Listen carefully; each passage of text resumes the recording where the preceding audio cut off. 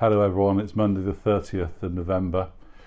It's a gloomy morning here in Bridlington. I've just walked here in the rain and it's just grey. It feels a bit gloomy if you're an Arsenal fan because we lost last night, I'm sure it feels even more gloomy if you're a Hull City fan. Because they lost as well yesterday afternoon. It's gloomy. It was great to hear Ollie Preston on radio, BBC Radio Humberside this morning as I walked in. That cheered me up, and on the radio programme they were talking about gloombusting, and he shared about Streets of Light, and if there's a gloom busting thing that we can do and get involved in this year, it is that. So do make sure that you really get behind it as an initiative, because it's picking up a lot of traction at the moment. There's lots of people getting involved.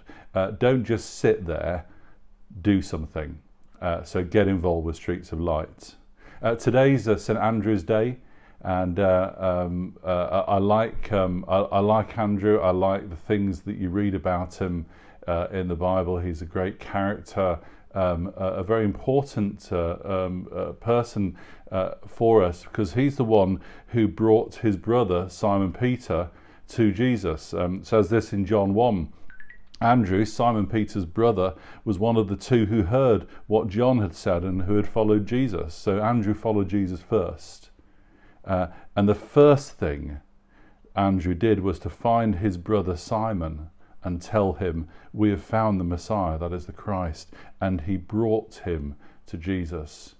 I was reflecting on this, thinking about being a person like St Andrew, somebody who brings others to Jesus, somebody who brings people to Jesus. They tell, they show, they encourage, they speak of what they've found, and that's what Andrew did. In my family, it was the youngest member of my dad's family, Bob, Uncle Bob. I can really say Bob's your uncle.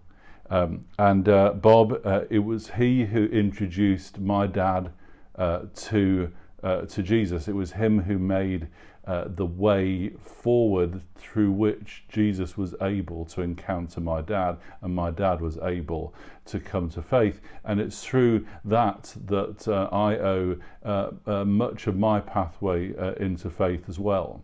But also I can be thankful for some friends who prayed for me and made space for me and enabled me to encounter Jesus. I wonder who you're doing this for, who's part of your lives. I wonder what your experience of this has been. Maybe it's a good time on St Andrew's Day to reflect and to gloom bust by thinking about these kinds of things.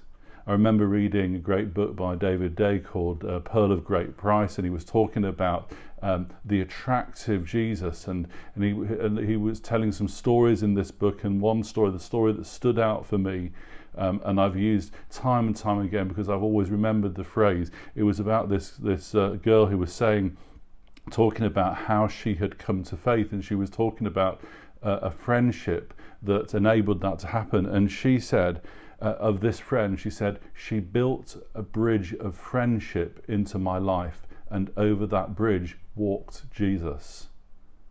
She built a bridge of friendship into my life, and over that bridge walked Jesus. Jesus walks over the bridges that we make into other people's lives. So whose life are you bridging into? Who are you part of? Who are you linked with? Who are you connected with? Where you are building a bridge of friendship, and don't do it in a manipulative way. Just be a friend. Just be a friend. Keep being a friend.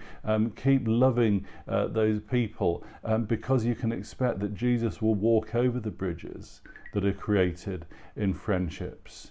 In our relationships. So I want to encourage you to bust the gloom by being like St Andrew today, and following in his footsteps to show, tell, enable others to see Jesus and to see him walking towards them over the bridges that we create into their lives.